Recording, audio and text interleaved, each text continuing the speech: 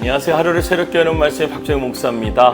오늘도 새로운 하루 주님의 은혜와 평강이 여러분들과 함께 하시기를 축복합니다. 오늘 우리에게 주신 하나님 말씀 함께 보도록 하겠습니다. 유다의 아사왕 제27년에 시므리가 디르사에서 7일 동안 왕이 되니라. 그때의 백성들이 블레셋 사람에게 속한 기브돈을 향하여 진을 치고 있더니 진중 백성들이 시므리가 모반하여 왕을 죽였다는 말을 들은지라.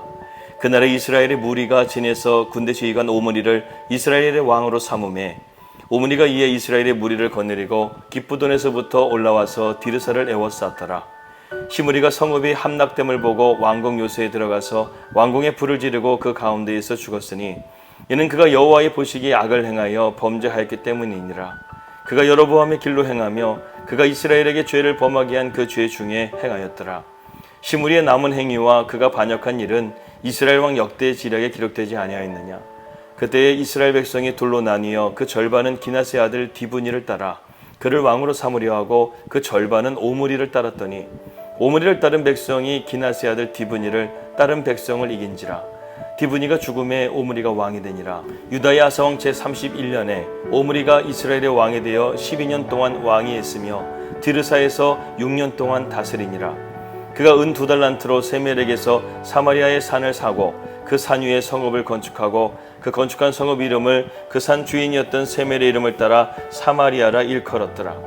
오므리가 여호와 보시기에 악을 행하되 그 전에 모든 사람보다 더욱 악하게 행하여 느밧의 아들 여로보암의 모든 길로 행하며 그가 이스라엘에게 죄를 범하게 한 죄 중에 행하여 그들의 헛된 것들로 이스라엘 하나님 여호와를 노하시게 하였더라. 오므리가 행한 그 남은 사적과 그가 부린 권세는 이스라엘 왕 역대 지략에 기록되지 아니하였느냐. 오므리가 그의 조상들과 함께 잠에 사마리아에 장사되고 그의 아들 아합이 대신하여 왕이 되니라. 이 3일 천하라는 말이 있습니다. 갑심정변을 말하는 것이죠. 개화당이 3일 동안 정권을 잡은 일을 말하고 있습니다. 또 이 말은 권력은 잡았지만 아주 짧은 시간에 다시금 일어난 구테타 등으로 끝났을 경우를 3일 천하다 이렇게 일컫기도 합니다. 작심 3일이라는 말도 있죠. 꼭 3일이라기보다는 매우 짧은 기간에 다시 결정을 포기한다는 그런 의미가 있다는 것입니다. 그런데 오늘 본문을 보게 되면 7일 천하가 나옵니다. 북이스라엘의 엘라가 2년간 왕으로 있을 때에 북이스라엘의 군대장관이었던 시므리가 모반을 해서 엘라를 수리치의 가운데 있었을 때 그를 시해하게 되는 사건이 벌어지게 됩니다.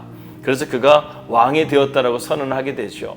그런데 사실 이 시므리는 북이스라엘의 군대 체계를 본다고 한다면 그 위에 상관이 있었습니다. 바로 오므리가 있었다는 것이죠. 오므리가 이 소식을 듣고 가만히 있었겠습니까? 오므리와 백성들은 이 시므리가 왕이 되었다는 소식을 듣고 싫어해서 군대 지휘관이 오므리를 이스라엘 왕으로 삼았던 것이었습니다. 그래서 오므리가 군대를 이끌고 디브니로 와서 성을 에워싸게 되자 이 시므리는 두려워가지고 성전에 불을 태우고 자신도 그 불에 타 죽게 되는 비참한 말로를 겪게 됩니다. 이렇게 해서 시므리의 왕조는 7일 천하로 막을 내린다는 것이죠. 우리가 열왕기서 말씀을 통해서 배우게 되는 것은요, 이스라엘이 계속되는 모반과 반란의 역사입니다. 벌써 여러분 왕조가 3번째 바뀌는 거예요. 여로보암의 왕조, 바하사의 왕조, 그리고 시므리를 거쳐서 오므리의 왕조가 지금 세워지게 되는 것을 보게 됩니다. 여러분 칼로 흥한 자는 칼로 망한다는 말이 있듯이 북이스라엘은요 계속해서 왕을 차지하기 위해서 칼부림이 나는 그러한 모습을 우리에게 보여주고 있다는 것이죠. 그리고 또한 여로보암의 길에서 벗어나지 못하고 있다는 것을 우리가 보게 됩니다. 오므리는 시므리를 죽여서 왕위를 차지하게 됐지만 또한 정적이 하나 있었습니다. 바로 기낫의 아들 디브니가 있었다는 것이죠. 그래서 오므리와 이 디브니는 4년 동안 이 전쟁을 치르다가 결국 디브니가 죽음을 통해서 오므리가 드디어 북이스라엘의 왕으로서 등극하게 됩니다. 왕이 바뀌게 되면 또 바뀌는 게 있습니다. 바로 수도가 바뀐다는 것이죠. 북이스라엘은 왕조가 바뀌면서 수도도 바뀌게 됩니다. 처음에는 여로보암이 세겜에다가 수도를 세웠고 또 그 다음에 디르사 그리고 오므리가 사마리아로 왕도를 3번째 옮기게 되었다는 것이죠. 그리고 오므리는 12년 동안 북이스라엘을 통치하게 되는데요. 이 오므리에 대한 하나님의 평가는 다음과 같습니다. 25절과 26절입니다. 오므리가 여호와의 보시기에 악을 행하되 그 전에 모든 사람보다 더욱 악하게 행하여 느밧의 아들 여로보암의 모든 길로 행하며 그가 이스라엘에게 죄를 범하게 한 죄 중에 행하여 그들이 헛된 것들로 이스라엘 하나님 여호와를 노하시게 하였더라. 오므리에 대한 하나님의 평가는요, 모든 왕들보다도 심지어는 여로보암보다 더 악한 왕이었다 이렇게 말하고 있습니다. 그것뿐만이 아닙니다. 오므리가 유명한 것은 바로 그의 아들이 아합이라는 것이죠. 이스라엘 가운데서 가장 악한 왕이었던 이 아합 왕, 그리고 가장 악녀였던 이세벨, 이 오므리는 자기의 죄도 부족해서 자기 아들에게 시돈 땅에 그 당시에 바알의 온상지였거든요. 바로 그곳에 왕의 딸이었던 이세벨과 결혼을 시켰다는 것이죠. 시대의 악녀였던 이세벨과 그의 아들이 결혼까지 시키게 됐다는 것이죠. 여러분, 그렇기 때문에 북이스라엘은 그야말로 영적인 어둠 가운데 있었습니다. 우상 숭배로 더 이상 하나님을 찾지도 않고 또 세상적으로 부귀와 영화를 추구하려고 했다는 것이죠. 북이스라엘 백성들도 출애굽을 경험했고 또 가나안 땅의 정복 전쟁을 통해서 하나님의 권능의 역사를 경험했던 민족이었습니다. 그런데 어떻게 이렇게 죄에 물들어 버렸을까요? 여러분, 죄라는 것이 이렇게 참 무서운 것입니다. 한번 틈을 보이게 되면 마귀는 아예 들어와서 자리를 잡아버린다는 것이죠. 미국의 필라델피아에 보게 되면 펜싱턴가가 있습니다. 그곳은 마약의 원산지죠.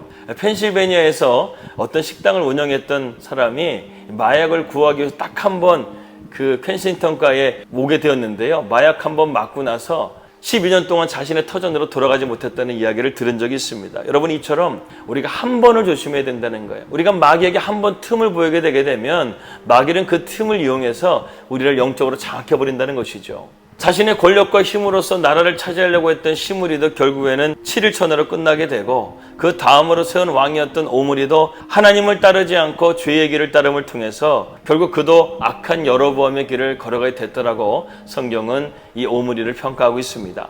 그렇다고 한다면 오늘 본문의 말씀 안에서 우리가 영적으로 배우게 될 교훈 두 가지를 함께 나누려고 합니다. 첫 번째는 뭐냐면 우리가 굳건한 믿음을 가지라는 것이죠. 오므리는 왕위를 굳건하게 지키기 위해서 여러 가지 정치적인 활동을 펼치게 됩니다. 수도를 사마리아로 옮기고 또 주변 지역과 화친을 맺게 되고 우상을 나라에 들어오게 됩니다. 또한 강력한 리더십으로 나라를 안정을 시킵니다. 경제적으로도 발전을 이루게 된다는 것이죠. 그러나 인간적인 기준으로 보게 될 때는 그는 높은 평가를 받게 될지는 모르겠지만, 그러나 하나님은 이 오므리에 대한 평가는요, 이스라엘의 어떤 왕들보다도 악했다라고 평가하고 있습니다. 흩어진 민심을 규합해보겠다고 우상을 만들어 이교 신앙을 장려했고, 또 하나님을 찾지 않고 자신이 만들었던 도성 안에서 안주하며 하나님을 향한 믿음을 완전하게 저버렸기 때문이죠. 오늘날에도 많은 사람들이요, 이런 오므리처럼 자신의 안위를 쌓을 수 있는 도성을 쌓아가며 살아가고 있습니다. 그것이 물질이 되었던 인맥이 되었던 어쨌든 그러한 것이 나에게 안정과 평안을 줄 수 있다고 생각한다는 것이죠. 하지만 여러분, 하나님을 떠나서는 우리는 절대로 그런 안정과 평안을 누릴 수가 없습니다. 우리 인생은 롤러코스터와 같아요. 올라갈 때가 있으면 내려갈 때가 있습니다. 늘 불안한 상황이라는 것이죠. 그러나 신실하신 하나님은요, 변함없는 사랑 가운데서 언제나 우리와 함께 하심을 통해서 우리의 발걸음을 인도해 가십니다. 그런 신실하신 하나님, 인자하신 하나님, 선하신 하나님을 우리가 믿음으로 붙들고 나아가야 된다는 것이죠. 더군다나 우리에게는 예수님이 우리와 함께 하십니다. 오늘도 우리가 예수님과 동행함을 통해서 우리의 목자 되신 예수님께서, 우리를 위해서 십자가 달려 죽으신 그 예수님께서 오늘도 우리의 진정한 목자가 되어주셔서 우리의 길을 바른 길로 인도해 주시고 쉴만한 물가로 인도해 주신다는 것이죠. 오늘도 그 예수님을 바라보며 믿음으로 굳게 나아가시기를 주님의 이름으로 축복합니다. 두 번째는 무엇이냐면 우리가 온전한 예배의 제단을 쌓아야 된다는 것이죠. 오므리는요, 그의 왕국을 세우고 나서 하나님을 찾았다는 말씀이 단 어디에도 나오지 않고 있습니다. 하나님과 멀어졌다는 것이죠. 영적으로 어두워졌다는 것을 말하고 있습니다.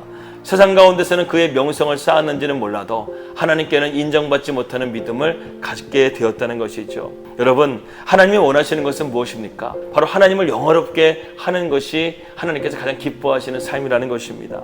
이러한 모습을 우리에게 모범이 되었던 사람이 바로 아브라함이었습니다. 아브라함은 어딜 가나 항상 하나님 앞에 제단을 쌓고 하나님의 이름을 부르며 예배를 드렸다는 것이죠. 그래서 아브라함이 하나님의 이름을 높이자 하나님께서는 아브라함을 높여주십니다. 그렇게 예배를 가장 소중한 가치로 여겼던 아브라함을 믿음의 조상으로 하나님께서 세워주셨다는 것이죠. 오늘날 사람들을 보게 되면 자신의 출세나 성공을 위해서 목매어 살아가고 있습니다.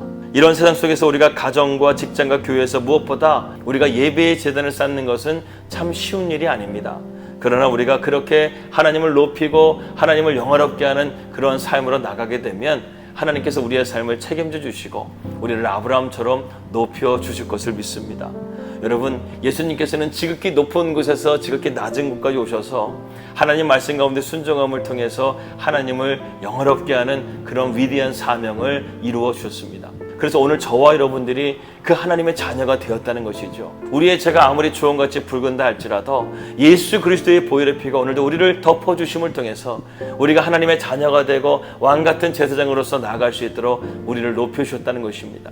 이처럼 오늘도 우리의 삶이 하나님의 영광을 나타내고 복음을 증거하는 삶이 될 수 있다고 한다면 하나님은 오늘도 우리의 삶 가운데 넉넉하게 이길 수 있는 힘과 우리의 삶에 놀라운 하나님의 은혜가 함께 할 줄을 믿습니다. 오늘도 만유의 주인이신 하나님을 우리가 믿음으로 굳게 붙잡고 하나님을 예배하는 참된 예배자로서 나아갈 수 있기를 주님의 이름으로 축복합니다.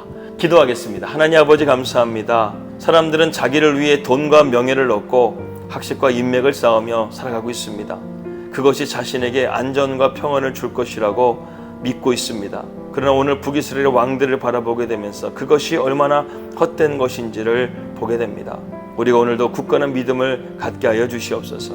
하나님만을 높이는 예배자로서 살아감을 통해서 우리 안에 참된 하나님의 은혜와 능력이 오늘도 함께할 수 있도록 인도하여 주시옵소서.